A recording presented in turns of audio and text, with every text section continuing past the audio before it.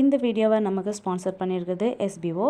நீங்களும் உங்களோட ஃப்ரீ டைமாக மணி ஏர்ன் பண்ணுற டைமாக ஆக்கணும்னா ஸ்க்ரீனில் தெரியுதா இந்த நம்பருக்கு வாட்ஸ்அப் பண்ணி உங்களோட டிஜிட்டல் ஜேர்னியை ஸ்டார்ட் பண்ணுங்க.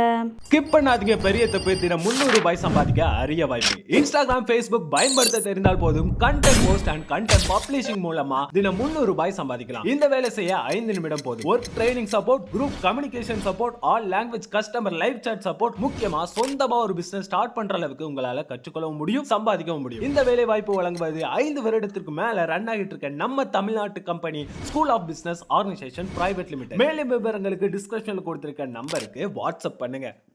இன்னும் ஒரு சில தினங்களில் திருக்கார்த்திகை திருநாள் கொண்டாடப்பட இருக்கிறது.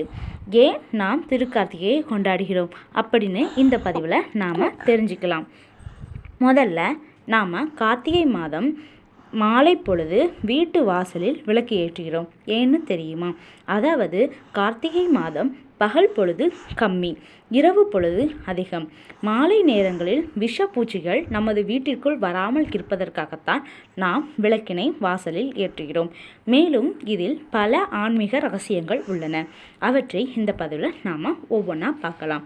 ஃபஸ்ட்டு, அகத்தில் ஒளியை நிரப்ப வேண்டும், அதாவது உள்ளத்தில் ஒளியை நிரப்ப வேண்டும்.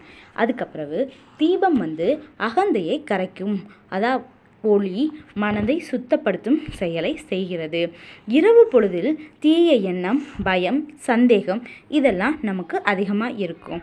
ஆனால் ஒளியானது ஞானம், அமைதி, நம்பிக்கையை ஏற்படுகிறது. மேலும் முருகனின் அவதாரத்தை நினைவு கூர்வதற்காகவும் இந்த திருநாள் கொண்டாடப்படுகிறது. கார்த்திகை மைந்தன் என்று நாம் முருகனை அழைக்கிறோம். ஏனெனில் கார்த்திகை பெண்கள் 6 முருகனை வளர்த்தனர். அந்த 6 குழந்தைகளை ஒன்றாக்கினால் சக்தி, சண்முக வடிவம். சண்முகரை வளர்த்ததற்காக கார்த்திகை பெண்களை கௌரவிப்பதற்காகவும் கார்த்திகை கொண்டாடப்படுகிறது. மேலும் அண்ணாமலையார் ஜோதி வடிவாக அனைவருக்கும் காட்சியளித்ததும் இந்த திருநாளில்தான். தீப ஒளியின் வெப்பம் கெட்ட அதிர்வலைகளை அகற்றி மனதை நேர்மறை சிந்தனைக்கு கொண்டு வருகிறது. மேலும் அறிவியல் ரீதியாக பார்த்தோமானால் இதை மனதை அமைதிப்படுத்துகிறது. என்னலான்னா நெய் தீபத்தின் மனம் அது மனதை அமைதிப்படுத்துகிறது. மேலும் ஒளி பாதுகாப்பு உணர்ச்சியை கொடுக்கிறது. வெப்பம் வான்வழி நுண்ணுயிர்களை அளிக்கும். ஒரு வெளிச்சம் இருக்கும்போது பொதுவாகவே நாம் சுற்றி என்ன இருக்குது அப்படிங்கிறத பார்த்துக்கிறதும் அதனால் நமக்கு ஒரு பாதுகாப்பு உணர்ச்சியை அது தந்திருக்கிறது. மொத்தத்தில் புற இருளில் தீபத்தை ஏற்றுவது உள்ளிருளில் ஞானத்தை ஏற்றுவதற்கு சமம். வெளியே ஏற்றப்படும் ஒளியானது நமது உள்ளே நல்ல ஒரு வெளிச்சத்தை கொடுக்கிறது. அப்படிங்கிறது தான் இந்த திருநாளின் முக்கிய நிகழ்வு.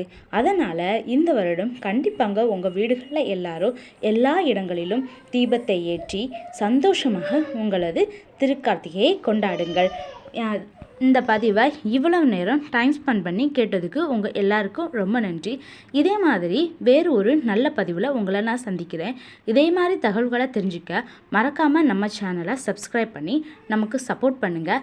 அப்புறம் மறக்காமல் பெல் பட்டனையும் கிளிக் பண்ணிக்கோங்க. அப்போ தான் நாம் போடுற வீடியோ அடுத்தடுத்து உங்களுக்கு நோட்டிஃபிகேஷன் வந்திருக்கும். மறக்காமல் நம்மளுக்கு சப்ஸ்கிரைப் பண்ணி சப்போர்ட் பண்ணுங்கள். தேங்க்யூ. பாய் பாய்.